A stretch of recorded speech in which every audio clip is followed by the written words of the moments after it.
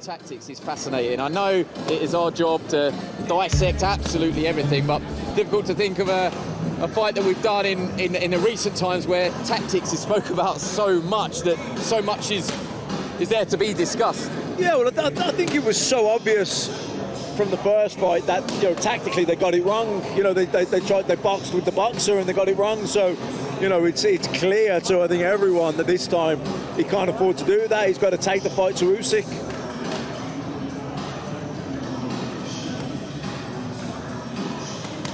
And there is barely any room to operate here. Every single camera lens in the room that was either doing interviews or live streaming is now tuned on this relatively small ring in the middle of the Saudi city here in Jeddah.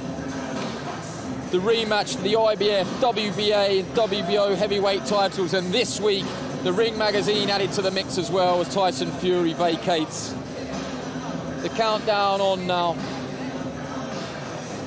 Just hours until everybody decamps just down the road to the King Abdullah Sports City Arena, Saturday night. That's the arena, the Sports City Arena. Sounds very generic. Welcome. We got a lot to go over in this next hour or so, give or take. But first, we're going to start off with earlier today, or a few hours, not even a few hours ago, about 5-6 hours ago, before I started filming this or recording this, there was the media workout in Saudi Arabia for Oleksandr Usyk versus Anthony Joshua 2. Usyk, the WBA Super, IBF, WBO heavyweight champion of the world, going to be taking on Anthony Joshua, former two-time unified champion. It's going to be on the Zone. We do finally have a stateside broadcaster. They announced it on early yesterday morning. It's going to be on the Zone under your subscription. 21 here in the States. It's going to be $22 if you don't have the Zone. I believe they've already went up from $100 to $150 a year if you get the yearly subscription. Thank you for the super chat, Prada. Prada Pierre says, I think it will read still for Usyk by unanimous decision. Yes. As we go talk about the details, we're going to listen to Anthony Joshua here in a minute as he talked to the media after his media workout. But I still have Oleksandr Usyk winning again. I don't think that Robert Garcia is going to make too much of a difference, because at the end of the day, fighters normally revert back to who they are. Tyson Fury said it to Deontay Wilder. It's like, no matter what Malik Scott can teach him, it's still who he is. He's going to, revert back to his old ways, and then I'm going to smash him. And that's how I feel. But yeah, it's finally happened. I got a podcast now on Apple, Spotify. Oh, let's listen to Anthony Joshua. How's it been? Saudi's been good to me. Shout out to everyone in Saudi. Had a good time. Everyone at my hotel has been looking after me. Everyone at the gym. It's been like a second home. And good memories from last time? Yeah. I'm about to create new ones. How much has that experience of going into the immediate rematch, the fact that you've walked this path before, how much has that helped you in the build-up to this fight? You know what I learned? Like, previous experiences are helpful, but it's all about the night, right? What you do on the night. So yeah, I don't know how much it will help me, but I'm focused and I'm just ready to get the job done. But you've always shown a great ability to adapt and learn quickly during your career. How much did you learn at Spurs last September? Well, I feel like one of my main strengths is I'm a quick learner, I'm a sponge. But ultimately, right, aside from all the learning and stuff like that, it's a fight. It's a fight, that's it. Whoever throws the most punches and lands the most punches wins. That's all that matters, isn't it? Everybody keeps talking about how you need to do this and that and do things differently. For you, is it a case of showing us something new, or is it a case of getting in there and showing everybody who you've always been? Do my best. Just doing my best. And that's all I can do. Okay, I've got to ask you for a prediction. It's the law. What's everyone saying? Inshallah. We're going for a knockout. Thanks very much. Good luck on the weekend. I mean, not as cringe as it usually can be from Anthony Joshua when he does interviews. You know, me personally, I kind of miss the landlord. But for those who didn't see this media workout earlier, I guess we should go listen to Eddie Hearn a little bit. Not too much, but let's go listen to a little bit of it. But I'm a massive AJ fan. I just see a guy putting a lot of pressure on himself. I see a guy that wants it so bad. I see a guy that's punching very sharply. It's going to be very nervous and ready to pounce in there tomorrow night. Saturday night, sorry. I just feel that he's going to do everything right and he's going to let those hands go. And if he lets those hands go, I really believe he wins this fight. You know, I said to him, and I've said before, by the time that bell rings at the end of the 6th round, I want this fight over, or I want Oleksandr Usyk physically in a place that he wishes he will never return to. If you let this man get into his rhythm, you have no chance of winning this fight. And that's what happened in the first fight. 6th round passed, Usyk gets better and better, he figures you out, and before you know it, you're sitting back in the changing room. Get in there, get amongst him, make it count, make him pay. We come to this fight as challengers. AJ has nothing. It's really sweet, actually. In fact, we're used to that, don't we? and like, you get to a point where for years, it's been the AJ show. Let Usyk be the champ. Let him be pound for pound #1. You know when you stand there and you're looking in the other corner, and I'm looking over and I'm seeing all those belts, there's another one. This is wild. This is wild. And you just get to a point, you know, like when Andy Ruiz was standing there. Someone's turned the lights out in it.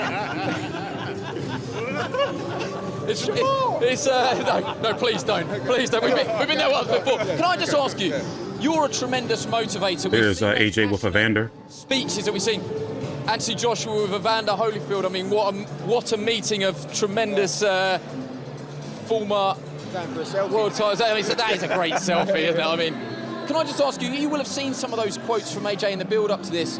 I think it was with Savage Dan and your partners at JD Sports. He said, if you would do anything different, what would you do? He said, I would believe that I can win. And that, I think that's quite staggering when you think about the size of AJ and the brand and everything like that.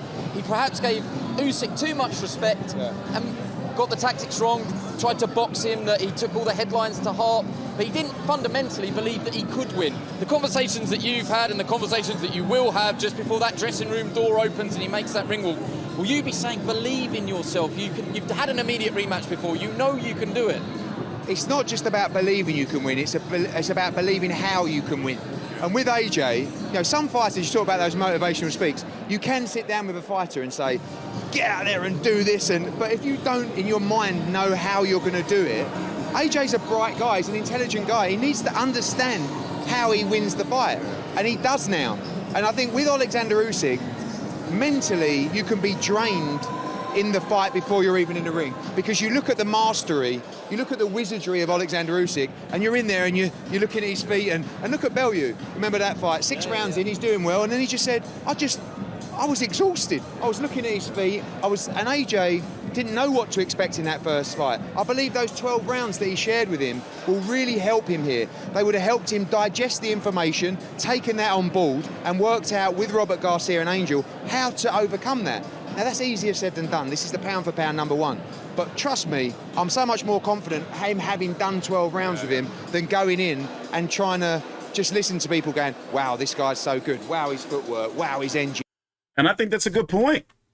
But something interesting there was, you know, did he sort of hint at, and AJ sort of hint at, that he wasn't confident going into the first fight? I mean, I can understand why. You know, and I do remember, somebody let me know in the comments so I can read it out, how much of a favorite was AJ in the first fight? Because flat out, I just said straight from the beginning, you know, listen, I know Oleksandr Usyk, I've watched all of his fights. They're all available online. I've been studying him. I covered his whole run through the World Boxing Super Series. I said, he's good. You know, if he can take a punch, which he's shown us in the past that he could against Miras Briedis and the likes. Miras Briedis just damn near knocked Jai Opetaia, the new IBF cruiserweight champion of the world, jaw off, breaking it on both sides, 2 different sides. So he's got some power. So the question was for me, how could Usyk deal with the power?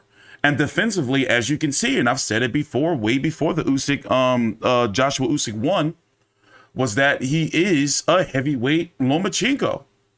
You know, once he, as they say on ESPN, downloads that data, we don't really know what happened during the night of Teofimo Lopez and Loma. They had bad Wi-Fi in there, you know.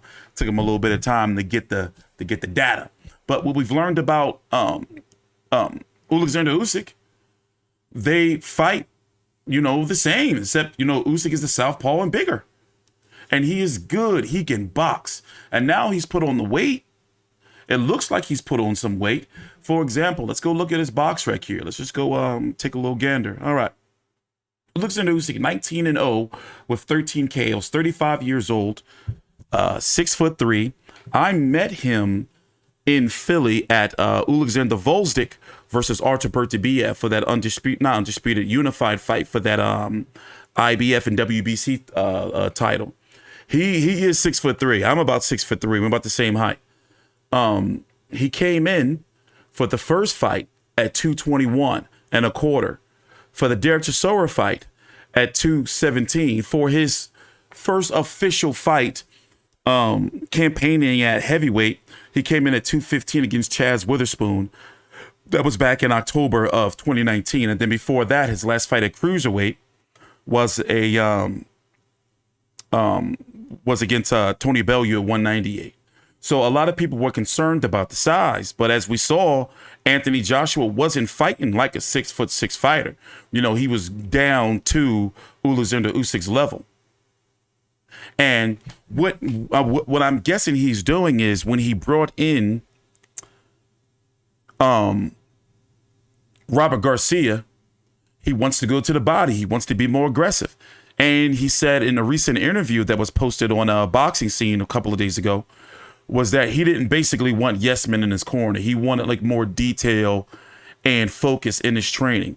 For example, he would say, like, a McCracken would say, all right, yeah, whatever, you're doing good, to where Robert Garcia and his team would break things down. Like, all right, you know, you want to jab more, but then you want to, you know, like really pop out the jab, like, you know, like more focus.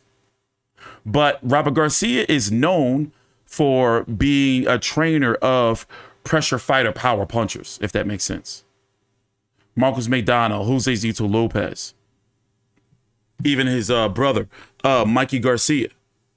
So you would think that, well, Joshua's got to go to the body. And by what we've seen by this media workout, if you didn't get a chance to see it, he ain't look good. And I'm thinking his mind games. For example, I'm going to play a little bit for you before we head over to look at Usyk's part. You know, you can tell he just was, you know, like hamming it up out there. But thank you for joining the show. It is official. We have a podcast. We are available on Apple, Spotify, Stitcher, Podbean, and most of these listening platforms I've just learned about. But basically all of your major podcasting platforms, except Google right now, we're still under review. You can find our podcast, the FightView360. All you got to do is type in your search for your podcast, FightView360. Or we are now popping up for independent individual fights. For example, if you type in Spotify or an Apple, Canelo versus Golovkin 3, I have a podcast exclusive content on there that's not on the YouTube channel. Here, if you look up in the chat, you'll see, here, I'll paste it again, the links to the podcast, and also everything is down below in the description box. You can follow me on Twitter at TstreeT Controversy. So yeah, there is a podcast exclusive content, and we're uploading our first interview tomorrow, and then I got a big interview coming in September. I had no real interest in doing interviews on YouTube, but on podcast radio form, I'm definitely going to do it. It's FightView360, one word, just, you know, all one word, as you can see. Just FightView360, type all that in. But here's some details about Usyk versus Joshua 2. For one, for those who don't know, it's going to be on the Zone this weekend. And since it's in Saudi Arabia, normally UK cards start at 2 p.m. Eastern, you know, if they're in the UK. But since they're in Saudi Arabia, it's going to be starting at 12 p.m. Eastern. For example, it's 6:30 here right now, just outside of Philadelphia on the East Coast. August the 16th, 2022. Alexa, what time is it in Saudi Arabia? It's 1:30 a.m. in Saudi Arabia, so you kind of get the time difference there, right? But here are some interesting facts. It was announced that Anthony Joshua signed the deal with the Zone on June the 13th. But yet, Sky Sports pay-per-view, a global deal with the Zone, by the way. A global deal with the Zone, by the way. But then it was announced that this would be broadcast, Usyk Joshua 2, on Sky Sports box office in the UK on July the 27th. Thanks for the super chat, Joshua Bits. Hey, TstreeT, do you? Oh, man. Hey, TstreeT. Hold on, let me read that. Hey, TstreeT, do you ever see Broner headlining another fight card? I think he's finished after the stunt he pulled. Curious to hear your thoughts. Yeah, let me write that down, Joshua, because we're going to be talking about Broner after we finish up with Joshua in about 10 minutes or so. About 10 minutes or so. But I'm going to get to your question, Joshua. Give me a minute. But I find it interesting that we didn't get an announcement on this fight for an American stateside broadcaster until Monday morning. And unless it's like boxing fans or boxing media, there has been no promotion here in the States for this fight. Nowhere, no nothing. Ladies and gentlemen, no nothing. You know, everything is strictly through the Zone. But I guess the Saudis, if you don't know, Saudi Arabia has full rights, streaming, broadcasting, basically promotion rights to the fight. It's only Eddie Hearn is just a promoter as far as a mouthpiece, but the Saudis are running the show. So they got this initiative going on over there where they're trying to turn Saudi Arabia basically into a location like Dubai, you know, where it's a tourist location. After all, they have hosted 2 high-profile fights between Ruiz versus Joshua 2, and then now Usyk versus Joshua 2, where it's reported that both fighters are going to split between 80 and 122 million pounds. So when I first did a story on this about like 3 months or so ago, 2 months, whenever the fight was announced, it was said that the Saudis were putting up about $90 million or so, 90 million pounds, about, you know, they were going to be splitting Joshua and Usyk about 50 million apiece. But now it seems as though that number may have ballooned to about 122 million pounds or so. Also, it's going to be $27 or 27 pounds over in the UK for Sky Sports box office. That's going to equal to about $33 over here. Yeah, we already talked about the World Boxing Super Series, but the World Boxing Super Series wasn't a part of like the initiative that they have now. And they also hosted Floyd Mayweather's fight, didn't they? What fight? They had another fight. It wasn't Floyd's fight. They had another fight recently in Saudi Arabia. Well, anyway, moving on. Hold on 1 minute. Let me move this out of the way. But yeah, no, Joshua, I'm going to get to your question in a minute. They had the press conferences. The first one was back on June the 21st. That was in Jeddah, Saudi Arabia. And then the second one was in London on the 29th. The first fight was in September 25th of last year. So basically, it's been, you know what? When I was watching the post-fight press conference, I remember Eddie Hearn talking about how Joshua was going to be back no later than March. I was like, nah, they ain't going to come back. They just saying that shit for face. He ain't going to just come right back, you know, after losing that fight. They're going to make sure they get the most money out of it and make sure AJ gets the most time that he needs to give him the best chances. Anthony Joshua also talked about in that interview that was released on Boxing Scene that the only reason why he didn't go with Eddie Reynoso is because he wanted to be priority and Eddie Reynoso couldn't accommodate him as far as being with him and making him number one in the camp. It's Canelo. And as you can see, him and Canelo are fighting about a month or so apart. So you see what I'm saying? So I can understand why he picked Robert Garcia, and Robert Garcia was able to travel with him. Remember, Robert Garcia just lost the biggest fighter in his stable in his brother because his brother retired. So, you know, of course, you know, I mean, it would be a no-brainer for him to take on training Anthony Joshua. But what can Robert Garcia really do? What can Robert Garcia really do for him? Thanks for the super chat, Prada. Prada says, I think it will read still for Undisputed. Oh, I saw that part already. Which was the other one? They about to make $50 million a piece. Yeah, it's about $50 million a piece. Yeah. And it's supposed to be a 50-50 split. And this is because the Saudis, the Saudi Arabian government, they put this money up. You know, they're just trying to like host major events and get in a routine of hosting major events so people will want to travel there. Yes, of course. I forgot all about the war. My bad. I forgot all about the Ukrainian war. I've been tuning it out. I'm sorry. I don't want to sound ignorant, but when it comes to all this war and stuff, I've been tuning it out. My bad. But no, realistically, I didn't see the fight happening in March anyway if it wasn't for no war. Maybe it would have happened in June or July, but nah, I didn't. And also, remember, he was still looking for a trainer. Meaning Joshua. But as I was saying, look at Usyk's resume, though. 19-0 with 13 KOs, 35 years old. Anthony Joshua, Derek Chisora, Chaz Witherspoon, Tony Bellew, Marat Gassiev, Miras Breeders, Marco Huck, Michael Hunter, Tabisu Machunu, Christoph Glowacki. Solid as resume, but you can't argue that Anthony Joshua has the best heavyweight resume by far. Is that safe to say, right?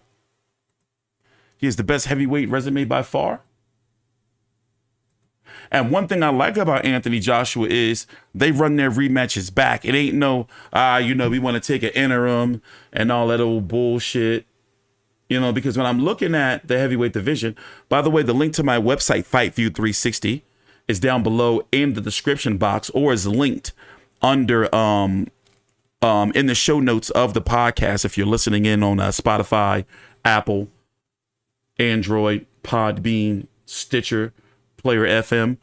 Boy, having a podcast is different, right? So outside of Anthony Joshua, who has the second best resume in the heavyweight division? You know, win or loss, you got to say maybe Dylan White, then Joseph Parker, then Deontay Wilder, then Tyson Fury. Just off the top of my head. But we're not going to spend too much time on that. By the way, it's looking like Tyson Fury is not retired. Did anyone ever believe he was going to retire anyway? And according to the WBC, they're giving him until about August the 26th to figure out what he's going to do because they're going to have to order an eliminator sometime soon. And guess who's ranked number one? Deontay Wilder by the WBC at heavyweight. And Deontay Wilder is heavily rumored to be coming back to fight Robert Helenius on October the 15th on PBC on Fox pay-per-view for likely $74.99 in the Barclays Center. But let me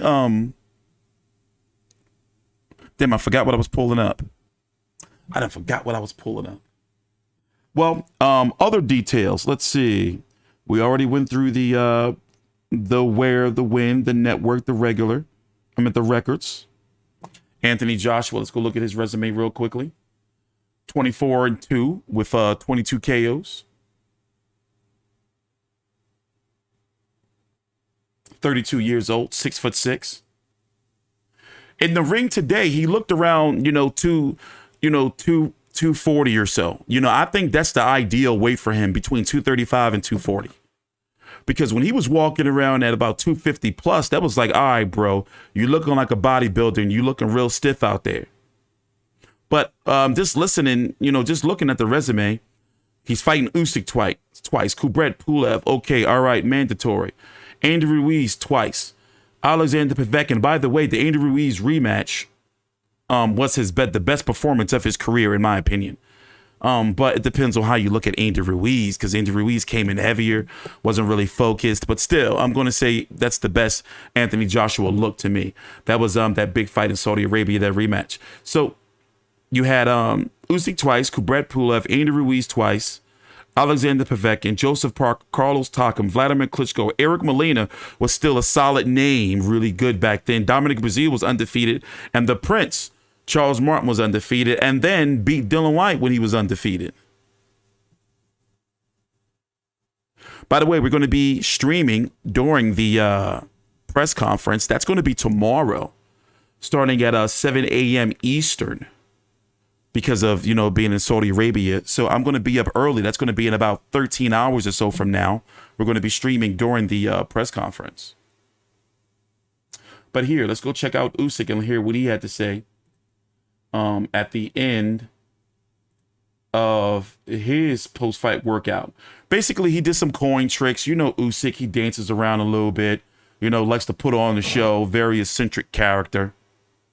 You know, if you're looking at him right now, he does look a little bit bigger. As we said, he weighed in his last fight at about 221 or so. I would say he's looking about 230 right here. And him and his team were putting out quotes about how during the war and COVID, you know, he did put on some weight. And then during the this next layoff, he put on a little bit more weight. So, but we'll see how it's going to look for him once he gets into the ring, because he's still got all that upper body movement, and that shit will mesmerize you like it did Anthony Joshua. But let's go listen to his interview.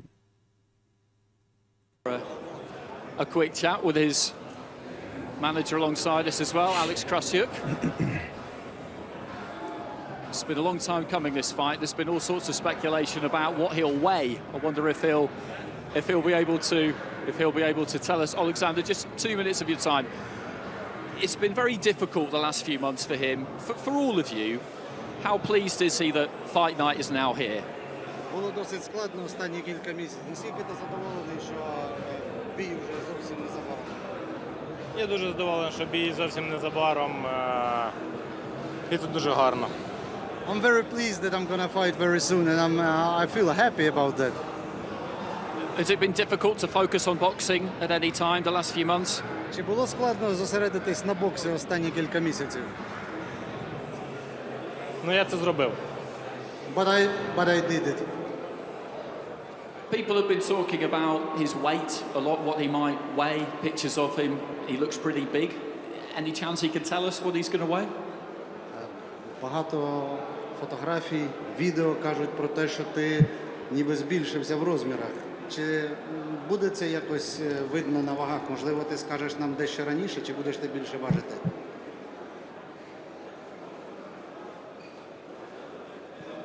I think he's asking me to guess, which I'm not sure I could really do. You'll see it on the scales. How much did he learn from that first fight with Anthony Joshua? How much did he learn about Anthony Joshua in that first fight? Як багато ти вивчив про Ентоні Джошуа в першому поєдинку? Я за ним 10 років спостерігаю. I've been watching him for 10 years already. Okay, he's keeping his cards close to his chest, which is understandable. Just one final one. Everybody in Ukraine is going to be able to watch this fight for free, which is fantastic. How pleased is he that that's the situation? Будь-хто в Україні зараз зможе дивитися цей бій безкоштовно. Наскільки ти цим задоволений? Дуже задоволений. Слава Богу за це. Ми всі над цим попрацювали. I'm very pleased about that. Thanks God for everything. We all worked hard on it. Okay, thanks very much. You made me work hard there, but that's no problem. Best of luck on the night. Thank you very much. Thank you. Nah, Jack, I'm 270 pounds, bro. I'm fat as shit, you know. But I've been in the gym every day getting these miles in, about 7 miles a day. So I'm cutting weight. I'm down like 11 pounds in a week and a half, something like that. But that's mostly water weight. You know how that works. And I'm on the snack program. You know, I'm taking this. I got my other stuff, my green apple upstairs, but I'm taking this. It's like really, really doing me good. What is it called? Arrow betaine, and I'm taking it, and I don't even know how to say it. Maximum endurance, snack nutrition. But yeah, that shit turns you into a fucking monster in the gym. But I have Oleksandr Usyk by decision. Don't have him stop at Anthony Joshua, but from what we've seen we did see that Anthony Joshua could not stop that left hand. You know, so with some more power and loading up on it a little bit, I don't know, bro. You know, I'm not ruling out a stoppage, because one thing we've seen about Usyk stoppages in the past is he kind of beats you mentally into submission to where you start making mistakes like Anthony Joshua did that last round and you almost get your ass knocked out. But I still have to say Usyk is going to do it. Dude is special. Now, if Joshua wins, I don't see him beating Usyk on the cards. It's going to have to be by a knockout or a close fight where it's early rounds where Usyk's trying to figure him out. And Joshua's got something for him, like that uppercut he need to pull back out from somewhere. But let's go talk about the undercard, which I'm kind of digging the undercard, if I'm being honest. So once again, it's going to be on Sky Sports box office over in the UK, Ireland, and where else? I forgot the other territory.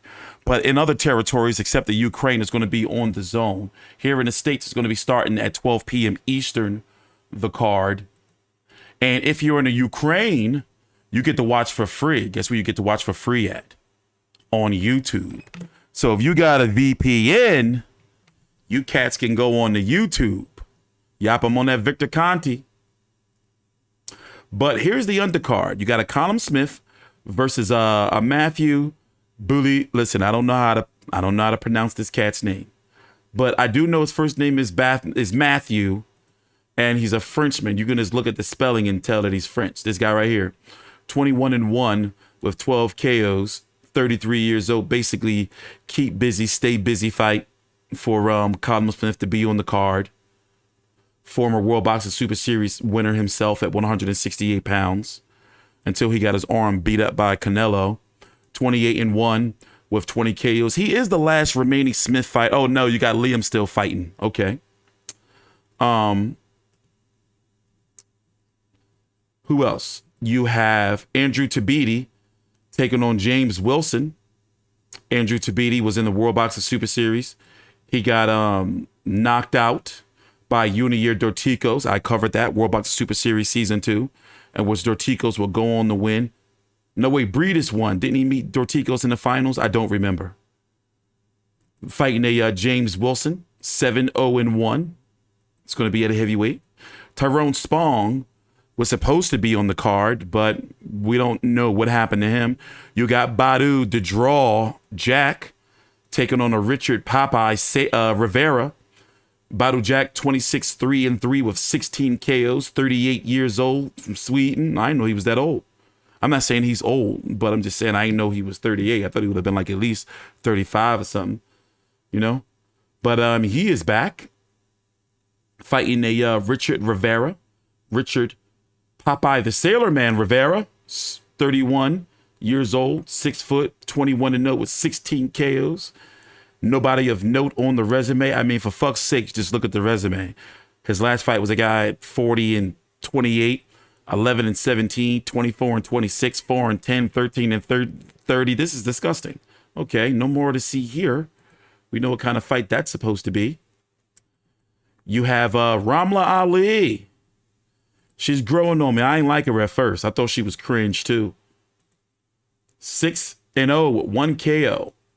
32 years old, 5'7", competing at the 122-pound division. Taking on a Crystal Garcia Nova. 10-2 with 10 KOs. Whoa, okay. Dominican Republic, you don't hardly see that in a women's boxing record. You know, a 100, like 10-2 with 10. Who's she been knocking out? Okay, so she lost her fight against an undefeated fighter.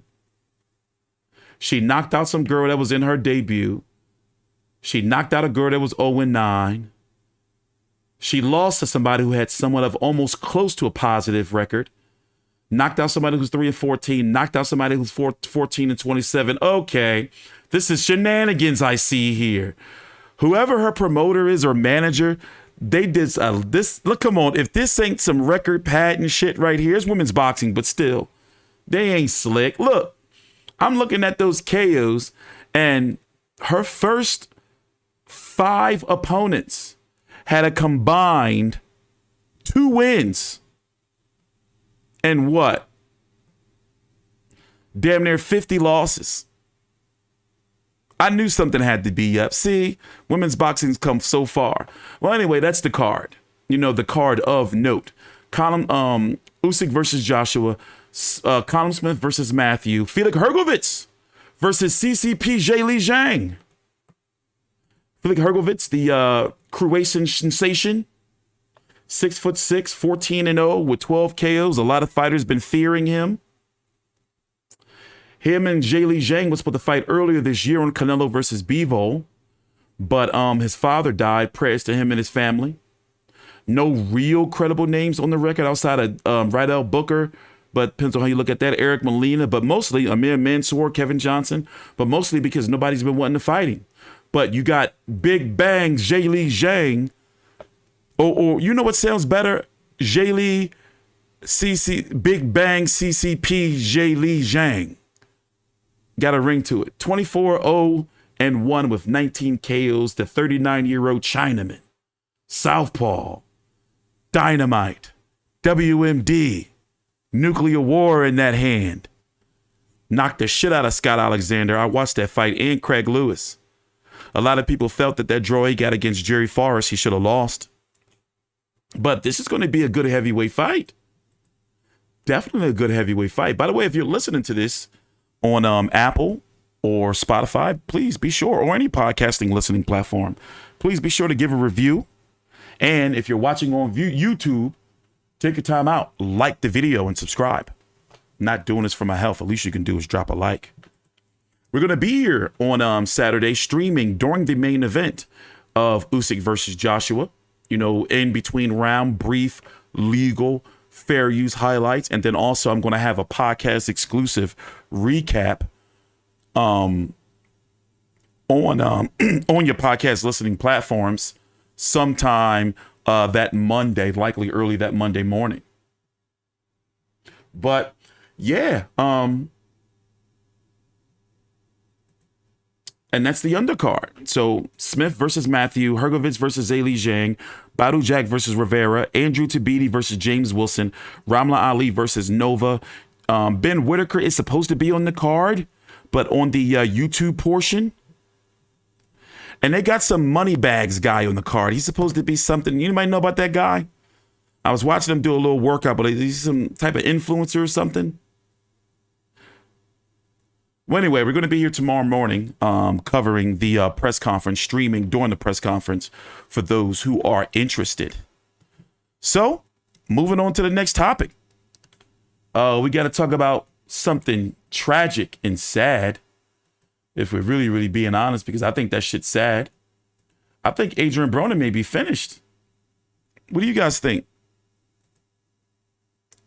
Now, let me go ahead and say, it is no secret that TstreeT had his mental health issues in the past, but I ain't no motherfucking boxer. And one thing I can say, and I said before, is that, and it's true, for those who ever dealt with mental health issues, you know, I'm talking about deep, dark place shit. The only person that can help you is you. That's it. You know, after a while, people don't understand. They may be like, damn, motherfucker, something really wrong. You know, he really going through it, or she really going through it. But there comes a time where people have their own lives and they be like, you know what? Ain't nothing we can do. What the fuck we gonna do? They got to fix themselves. And it's hard for me to believe that PBC, you know, or Al Heyman, or, you know, maybe Floyd or whoever didn't try to help him. Because it looks like Broner's been having some issues and on a downward spiral for several years now. I remember we sent somebody, this is what I was with another, before I started FightView360. We sent somebody to an Adrien Broner, and I was going through some deep mental health shit at the time. We sent somebody to the Adrien Broner, this was in a Mayweather gym, Adrien Broner versus Sean Porter media workout. And I believe it was during fight week. It's the same week that he had lit a flame under the ass of, Sean Porter Sr. talking about, like, you know, how Sean have the better girl, Porter Sr. have the, Kenny have the better girl, Kenny have the bigger car, the bigger house, all that shit. Remember he did all that shit? But apparently during that whole week, fight week, leading up to the fight, that he was drunk.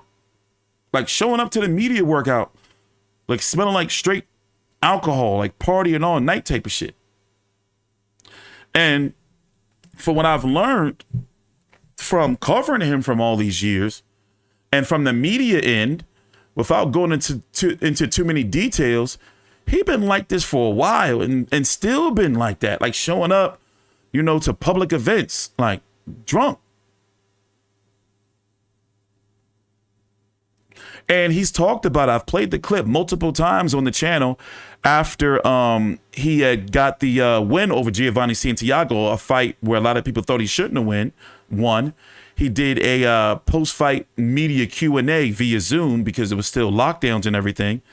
And he was talking about it's one of his number one vices. He said he had two vices that was kind of confusing. He said number one vice was sex. Number two was women. I just like, you know, bro, like who, you know, like that's the same shit to me, you know, and other people on the channel said the same thing. But he said one, sex, two, women. And then number three, he kind of stuttered a little bit, looked at somebody. He was like, all right, I'll say it, you know, liquor. And what I learned about alcohol, and when you're like drinking, when you're depressed, that shit just makes shit worse. And then if you hung over, like you don't be wanting to do shit. Now, let me tell you something. I used to drink when I was younger, let's say about 10, when I first started on YouTube about 10 years ago, I was a bartender at TGI Fridays. The most popular TGI Fridays in the city. It's called TGI Fridays on City Line Avenue. They call it Club Fridays. I had like a pattern. I would go to work, right? I was the opening bartender. I would go to work, meet a woman, go pick her up, go to one of the little restaurant happy hours or something, drink there, get fucked up off all these happy hour apps and drinks and shit. Go to the liquor store, go home. If it's not with the woman, with another woman, you know, from one of my side pieces, you know, drink and party in there, start the whole process over, not taking care of none of my business, not doing nothing I'm supposed to do for myself. Just, you know, excuse my language, fucking bitches getting money. So what I noticed is like I would just be sad and shit all the time. Like, bro, like why is everything always piling up on me? So I can only imagine if I'm supposed to be a multi-million-dollar superstar athlete boxer and you out here partying, you pretty much have the limited resources to party and meet all kind of women. Because let's be honest. If you don't know, Adrien Broner always got some nice women with him. You see what I'm saying? So, and he a charismatic dude. You always hear about how like chicks like him. And he got all them kids. So clearly the man don't have no problem with no women. But the thing is that party lifestyle can really fuck you up. And what I was thinking to myself a long time ago is like, yo, if he gonna be out here partying and everything, he can't be boiling down to no 140. Your body ain't there. Like it ain't, you can't do it. You're gonna kill yourself.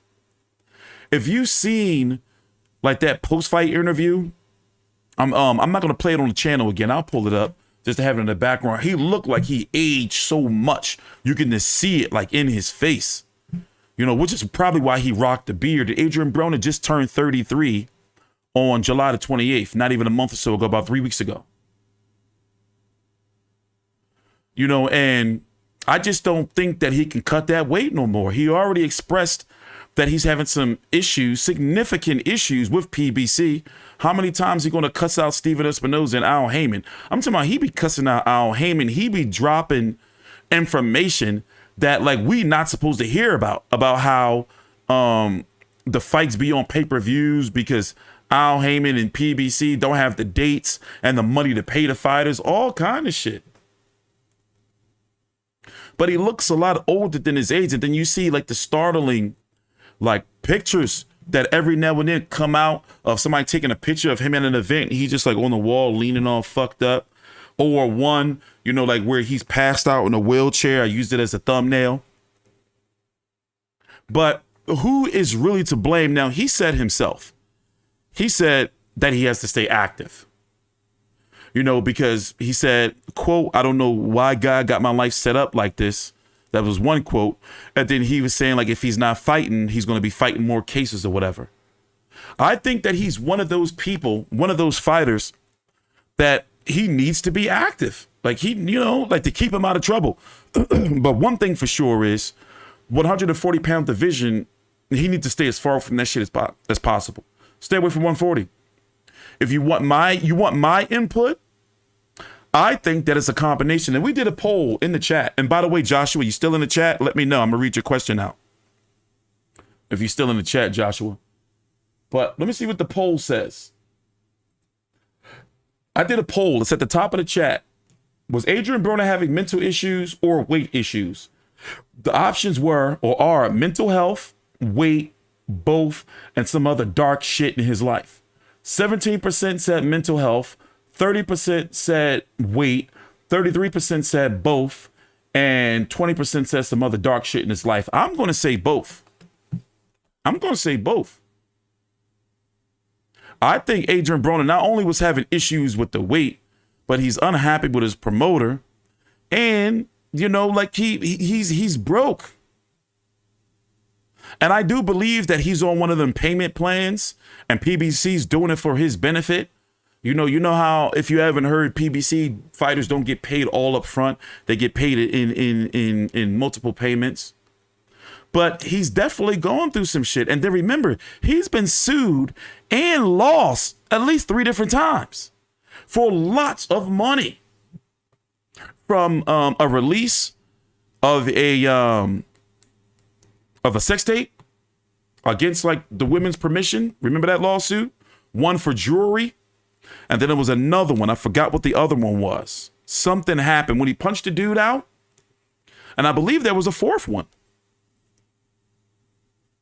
Walking out of a promotional duty of the virtual press conference. There's been a lot that's been going on with that dude.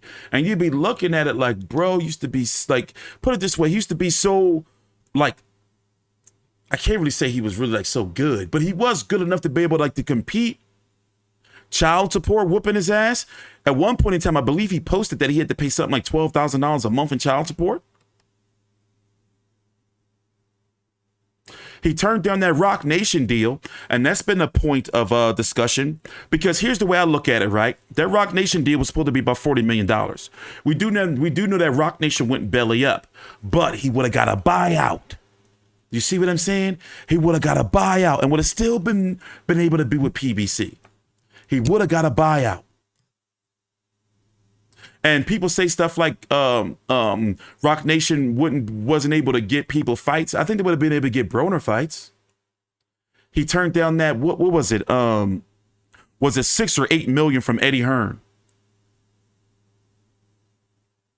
And it's taboo to talk about. But certain fighters, are good with certain promoters. For example, Haney should have been with Top Rank. I think that Tank should be with Top Rank. I think that, certain fighters do better with certain promoters, When it comes to certain, like, for example, I've been thought that Bud should go to PBC because they were going to freeze him out. It depends on how you look at it. But I think Adrien Broner, I think that being locked in that PBC deal, I think that wasn't good for him. But in one thing that may have been good for him by staying with PBC is them not saying, all right, we go ahead and pay you all your money at once. Go ahead and blow it. To where, from my understanding of the PBC pay structure, is that they hold on to your money and distribute it out. It's their way of taking care of you, But yeah. Let me read Joshua's super chat. Hold on 1 minute. Let me read Joshua's super chat. Joshua Bit said, thanks for the $10 super chat, bro. Says, hey, T-Street, do you ever see Broner headlining another fight card? Good question. I think he's finished after the stunt he pulled. Curious to hear your thoughts. Now, good question. Here's the thing. No matter what the issue is, and I've been through, you go through some mental health issues and you keep fucking up, eventually people are going to view you as being unreliable. Remember how we feel about Ryan Garcia, about how, like, man, he might fuck around and pull out because of mental health issues. But he's been openly disrespectful to the hands that feed him, regarding PBC and the network of Showtime, openly cussing him out. And, you know, Showtime is in a tough spot because they lost 2 main events, one whole event in Jake Paul versus Hasim Rahman altogether. But I don't feel confident that they're going to have Adrien Broner headlining another event. I don't. You know, I think he's going to be co-feature now, yo. I don't think he's going to be headlining another event no time soon. I think that ship is probably going to sail. He's too unreliable. By the way, if you don't know, Sergey Lipinets has now stepped in, and my gut feeling was telling me that he was on the card anyway because PBC probably knew something was up with Broner via weight checks. You can't tell me Broner wasn't under weight checks. And here's what Omar Figueroa had to say. Well, actually, first, let's go look at what Adrien Broner had to say. First, here's what he posted. God damn it, Eubank Sr., get out of here. Hold on, let me get him out of here. But here's what he had to say on his Instagram. This came out at about 6 a.m. Monday morning. Monday morning this came out about because I saw this as soon as I woke up and I was like, what the fuck? So here's what he posted on his Instagram. Man, I'm going through a lot at this moment in my life, but I ain't go give up.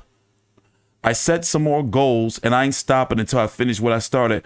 But sorry to say this, but I'm not fighting August the 20th. And here is the caption. Sorry to all my fans, but mental health, and he put hashtag mental health is real. And I'm not supposed to play inside the ring. I've watched a lot of people die playing with their boxing career, and this is something I won't do. Just pray for me. I love the sport of boxing too much to not give my all, and I feel like I came up short before because my mind wasn't 100% there, and I'd be damned if I make that mistake again. I need to make some changes for the better instead of worrying about other people's feelings and pleasing them, when in reality, I have nothing to prove to nobody. I'm a 4-time champion in 4 different weight classes, and if I ever lace up a pair of gloves again, I feel like it's safe to say I will be inducted into the Boxing Hall of Fame. So I have to step back and overcome this obstacle before I go put my life on the line inside the square circle again. I know I'm far from finished with the sport. See y'all soon. Respectfully, heart emoji, AB at Showtime Boxing. I don't know how y'all feel about that. I think he done. Like, I think that shit's done. I think that goose is cooked. You know, because at the end of the day, you still got to run a business. You still got to run a business. And if you're Showtime, you know, would you be like, you know what?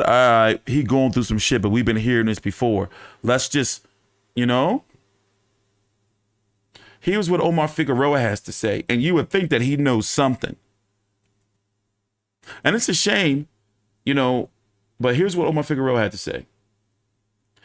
As we all know, my fight against that motherfucker Broner is off. Now, I don't mind because this is something we expected, so we had plans in motion to mitigate most of the aftermath. What really pisses me off is that now this motherfucker wants to use mental health as a fucking excuse. That I have a problem with because that's BS. You don't get to cry mental health now, motherfucker. Not saying you don't suffer from mental health issues, as we can all tell you do. He put that in caps. Just don't use it as an excuse now after you've been undisciplined and not taking the fight training camp seriously, exclamation point. If it really is mental health, please show us proof that you went and sought professional help. You love to post all the shit on social media. Why not let us in on your mental health recovery? You don't get to undermine mine and countless others' journey and struggles with mental health because you're undisciplined, childish, dumbass. Fuck you, Broner! Exclamation point. Just when I thought you couldn't stoop any lower. Shit.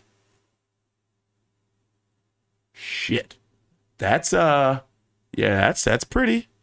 Yeah, that's pretty angry. And it doesn't help that like Broner has that reputation of being undisciplined, man. You know, it don't help at all. It's a bad look. But then last night, guess who decided to chime in? Gervonta Tank Davis. Gervonta Tank Davis decided to chime in, hold on Broner's mental health. And the thing is, this is why everybody thinks it's Broner's mental health, because let me tell you what he did. He put out a tweet, right? Let me read it to you. Boxers got to stop. That's what Tank put out, but then he took it down. Boxers got to stop using mental health shit to get out of stuff. Your ass a bitch. But then he would have posted something and took that down too. I wasn't talking about Adrien Broner. Did another boxer have a mental health shutdown yesterday that we don't know about? Does Tank Davis and Adrien Broner have beef from that rumored $100,000 that Tank Davis let Broner borrow? Wild. What up, Donnell? Do you think the fight's also canceled because of low ticket sales? I don't think so, bro. No, the card's still going on. The card's still going on. We're going to talk about that. But as I said, I just think that Broner, man, I think that he's finished. I think that he's finished.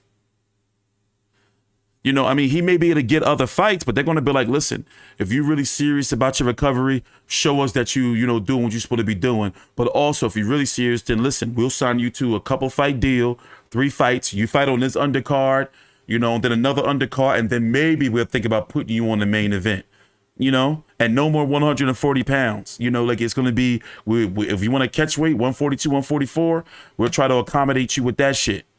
But ain't no more 140. I think it's safe to say 140 should be out the picture, right? I mean, and look, the man, where's his resume? The man hasn't fought. He's had so many layoffs. Who do you blame for the layoffs? 34, 4-1, 24 KOs. Giovanni Santiago, the beginning of 2021. No fight in 2020. Okay, all right, COVID. Only fight in 2019 was Manny Pacquiao, the beginning of 2019. One fight in 2018, Jesse Vargas. So look at that. That's 4 years. No fights. I mean, 4 years, 3 fights. 4 years, 3 fights. How the hell that happened? He's missing at least 3 fights. If he'll be fighting twice a year, he's missing at least 3 fights. Guys like him should be fighting at least the bare minimum is at least 3 times a year. But yeah, I think that goose is cooked. I think it is cooked. Broner ain't fighting at no 140 no more. You think, would you trust Adrien Broner to fight at 140 pounds? Hell no. I wouldn't do it. And then, as you can see, he doesn't want to promote the events. He think he's different. He wants Floyd Mayweather-style press conferences. It's like, bro, all PBC fighters are doing virtual press conferences, and then they have a press conference during fight week. But let's go look at the card real quick since we're here. I'm still going to be covering the card and likely streaming during the main event. Omar Figueroa is now going to be taking on Sergey Lipinets. That's a fun fight. Better, more exciting fight on paper, because let's face it, the only reason why we were really interested in Broner versus Figueroa is because Figueroa throws a lot of punches, and a lot of people thought it was going to be a retirement party for Broner. 28-2-1 with 19 KOs. Like, it was a fight tailor-made for Broner to lose. And remember, this fight was supposed to happen years ago. But he lost to Abel Ramos, your Dennis Ugas, 2 straight fights, loss by Omar Figueroa, and he openly talked about his mental health issues in the past as well. Here is the card, and it's a good card too, nice solid card. You're gonna have Alberto Puello taking on Bakhtir Akhmedov for that WBA title at 140, the only WBO title at 140. Jose Zepeda and Rigas Prograis will be fighting for the WBC. Josh Taylor was ordered to fight Jeremias Ponce for the IBF. Likely it'll be Ponce versus Sabril Matias for the IBF if Josh Taylor vacates. Josh Taylor's going to hold on to the WBO and will likely fight Jack Catterall in the rematch. You have Roger Gutierrez fighting Hector Garcia. Remember, Roger Gutierrez was supposed to fight Chris Colbert, but Roger Gutierrez was injured or COVID, I forgot. in steps Hector Garcia. Hector Garcia goes on to beat Chris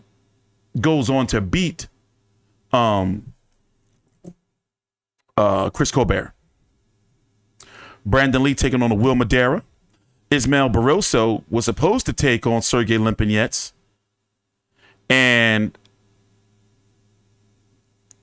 I forgot who was supposed to take on. Basically, they had 2 extra 140 pounders on the card for a reason, it seems like to me, just in case some shit went down with Broner.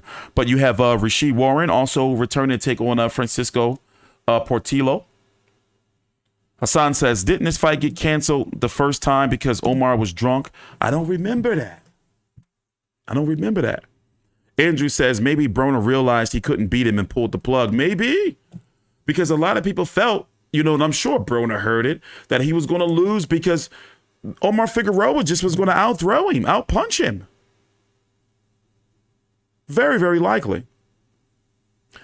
But we're going to be here this Saturday covering the card starting at 9 p.m. Eastern on Showtime.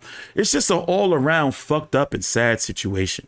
By the way, can you take your time out and like the video? We are now officially on the airwaves. Podcast has begun. FightView360, all one word. FightView360 on Spotify, Apple, Player FM, Stitcher. We'll be on Google in a couple of weeks. So I put the links down below in the description box here. I even put it here in the chat. If you want to do me a favor and go download or subscribe or follow to the podcast for those who are listening on the podcast. That is also all of our information, including to our YouTube channel, is listed in the show notes. But you're going to have some of these episodes on the podcast edited. And there's going to be podcast exclusive episodes. For example, I have 2 podcast exclusives on there right now. That's my Canelo versus Golovkin 3 preview and my Usyk versus Joshua Fight Week preview, and that's edited. So this is podcast content.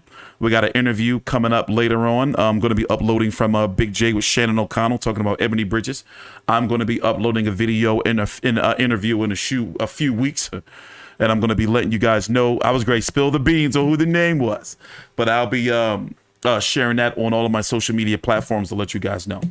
So we got one more topic to talk about before we get up out of here. And that's our guy, Teofimo Lopez, who got a stoppage this weekend against a Pedro Campa in his first official fight at 140 pounds.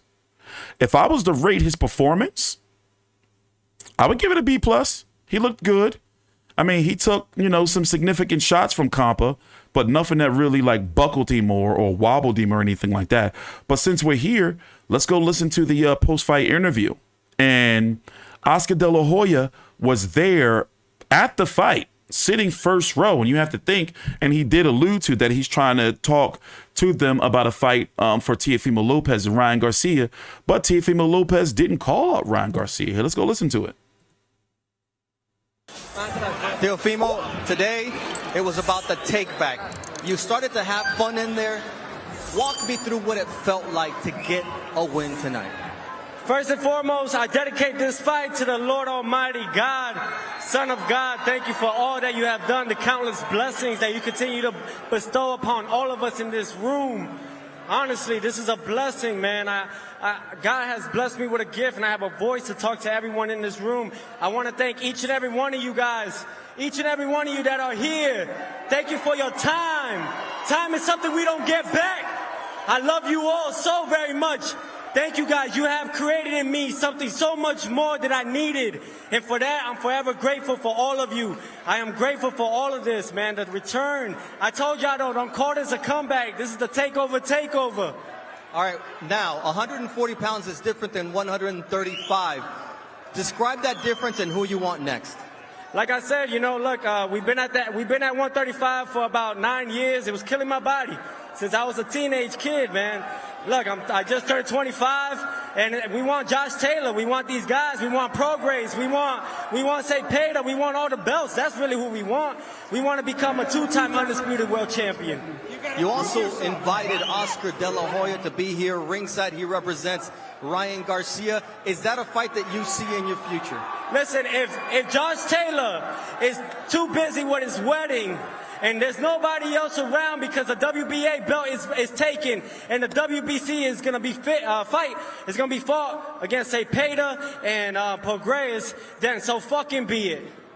Oh. I'll take all them boys and take their whole dreams away. I'm here to be their nightmare. We do apologize for the language here. Now, you were healthy tonight, and we know that you leave the ring healthy. Heisman night historically has been your night. Is that when we expect to see you back in the ring? Hey, I need everybody to come out. Listen to this shit. We're gonna be in the big room this time. Madison Square Garden, December 10th. Heisman Trophy night on ESPN. Pay-per-view. Let's get it, baby. I'm ready to eat all these boys. They all man-made. Teofimo is self-made. They can never make another one. All right, Joe. Everything is ready then for Heisman Trophy night, the return of Teofimo Lopez in New York. Well, gracias, Sumara Castro. Gracias, Honduras. Latino America. Oh, yeah. I think something cooking. Why would he say pay-per-view? But I'm going to be honest. Something seems off about Teofimo to me, too. Teofimo don't seem the same, does he? You know? Like, don't he seem like a little forced, like he's trying to force, you know, like this persona? It doesn't come across natural anymore. It's just, something just seems a little off. I talked about it last week with Teofimo. But he's talking about Heisman night, big room on pay-per-view. Who's he going to fight on pay-per-view? You know, is Loma going to come back? They're going to do that second one on pay-per-view? Bob Arum, the way he's been talking about pay-per-view, he knows that Loma.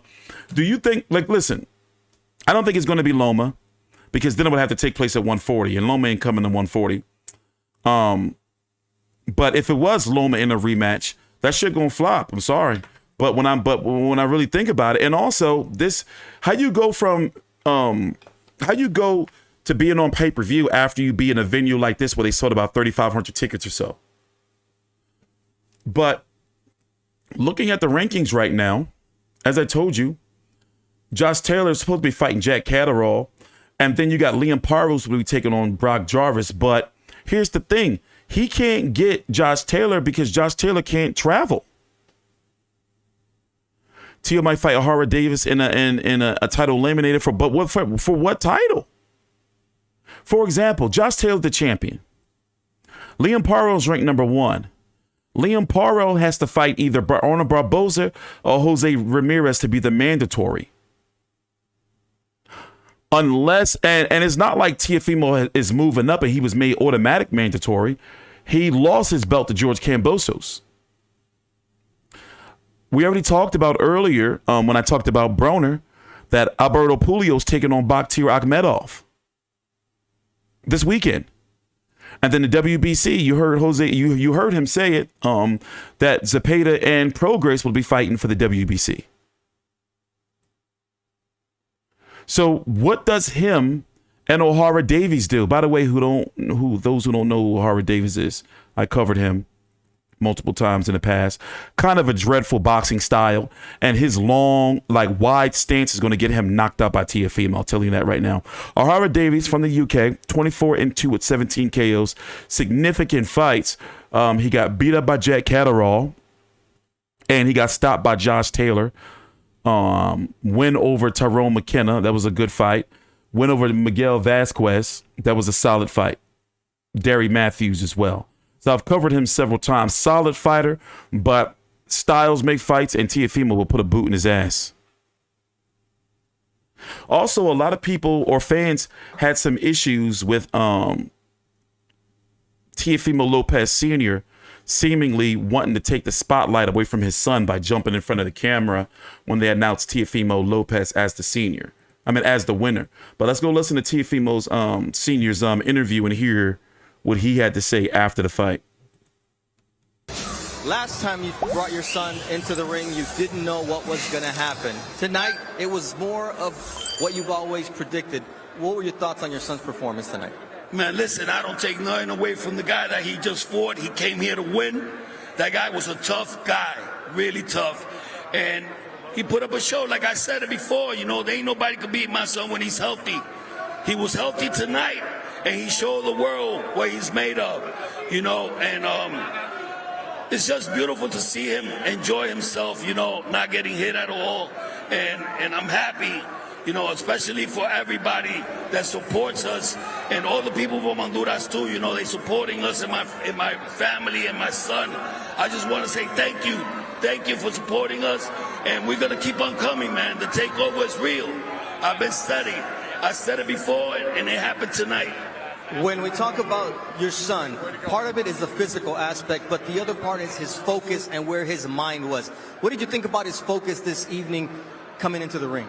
We worked on that a lot, you know, with my you know, we have a great trainer, Jorge Rubio, you know, and Gerardo Gomez. They did a magnificent job. We worked more on his confidence. His confidence level is when he could breathe. You know what I'm saying? So his condition was just perfect for tonight. You know, we knew he was going to fight a tough guy. This guy had 34 fights, you know, he had lost one. So this guy was not no walk in the park, you know, but we made it look easy, and I'm happy. The performance was amazing. The talent at 140 pounds is excellent. One of the most talent-laden divisions. It's different than 135. How did your son feel at this weight? And more importantly, how do you see him competing against the top dogs at junior welterweight? I always say, we always chase after the belts. We want the belts. You know, if Josh Taylor has 2 other belts, we want to get him before he gets rid of the other 2 belts. You know, we want him at 140. That's the guy that we want to fight. You know, but if that's not possible, we'll fight anybody in December. You know, that's our night. We always win by big knockouts on the Heisman Award night. So, you know, let it be. But we want Josh Taylor. What were you happiest about what you saw in Junior this night, right here in this ring? What was it? What were you happiest about in terms of what you saw from your son tonight in the ring? Oh, he was having fun. He was, you know, entertaining the crowd. And I was screaming in the corner, telling him what to do. And I told him, listen, entertain. You just got to entertain. And he let himself go. And he had a great time in there. You know, I told him before I left in that round, I don't know what round it was. I think it was the 7th. Yes, I told him, listen, this is the round. This is the round. I don't know if you people heard me. And he gave it to me. You know, he went out there and finished him. You know, I think it was a little bit too much delay in the stoppage. But, you know, it is what it is. We got the win. See you in December. Joe, we send it back to you and the guys. Thank you very much. So yeah, it looks like to me, you know, that he's trying to clearly, you know, trying to jump the line to get Josh Taylor. But, you know, can Josh Taylor travel? So they're supposed to be returning December the 10th. My gut is telling me it's going to be Arnold Barboza. You know, and there's a lot of options for him at 140. And 140 is about to get deep. Ryan Garcia is already there. After Kambosos, if it's not Loma or Shakur Stevenson, I think that Devin Haney's on his way there. He may stay there for, you know, 2 fights or so, maybe give or take. But my gut feeling is it's going to be Arnold Barboza or Jose Ramirez. That's what I think. Arnold Barboza or Jose Ramirez on a Heisman night. That's what I believe it's going to be. And it does seem like Barboza, Top Rank is trying to force the Barboza fight, because I covered Arnold Barboza's last fight a few weeks ago, and that's all they were talking about during a broadcast. So normally that's a sign that they're working on something. But listen, I'm going to get up out of here. We're going to be back in 11 and a half hours. Let me tell you exactly what time it starts. Anthony Joshua and Oleksandr Usyk's final press conference, fight week press conference, is tomorrow. Normally they're on Thursdays, but it's a Wednesday this time, and I'm going to be here streaming during the main event. I mean, during the weigh-in as well, and I'm also going to be streaming during the main event fight. But I need you guys to do me a favor. I'm trying to get my podcast up and running and off the ground. So I just posted the links in the chat, and it will be great and awesome if you guys can go to my Spotify, FightView360 at one word, or you can just type in TstreeT Controversy and follow or download my podcast. You know, I need to get a certain amount of downloads before it starts really get like pumping and moving about. So I'm going to be putting exclusive content on there that won't be available on YouTube and vice versa. But I will be chopping this up and putting, basically I stream on YouTube Tuesdays, Thursdays, and Fridays, depending on if it's a busy week or not, at 6 p.m. Eastern for about an hour or so. And then I chop it up and I put it in audio form on the podcast. You dig what I'm saying? So there's also going to be exclusive content just for YouTube and the podcast. So there's a lot going on right now. And I am going to be starting a Patreon or some type of crowdfunding, because I need a new computer and I need a lot of shit. And I've been putting a lot of money into my YouTube over the last several years. So it's time, you know, start getting some help around here. But yeah, actually it says here that the press conference is going to be at 8 a.m. Eastern. And the undercard is going to be at 7 a.m. So I'm just going to be watching this and covering this, but I won't be streaming the undercard press conference. I'll only be streaming the main event press conference. Then we're going to be here for the weigh-in as well. Prada Pierre, Barbosa Jr. skill, but pillow fisted Tio by UD. I got Tio probably by stoppage. I'm picking up what you'll land down, T. Damn, T, you making us pay. Yeah, it's time. Y'all motherfuckers get way too much shit for free. At least Prada and Joshua know what the deal is. Y'all get way too much for free around here, man. It's time. Inflation. Gas. I gotta pay for gas to get here to the studio. Nah, I just come downstairs. But all right, guys, let me see you guys later on. I got to start doing some editing. But yeah, go check out my podcast. As I said, I put the links right down below in the description box. Here's a link that for all, wherever you listen to your podcast, I got my podcast on every platform. So I'm copying the link. All right. And I'm putting it right here in the comments. Go check it out. It's that link tree. Click it. But I will see you guys tomorrow morning. Take your time out, like the video, subscribe, and teach through controversy with FightView360. Thanks for watching.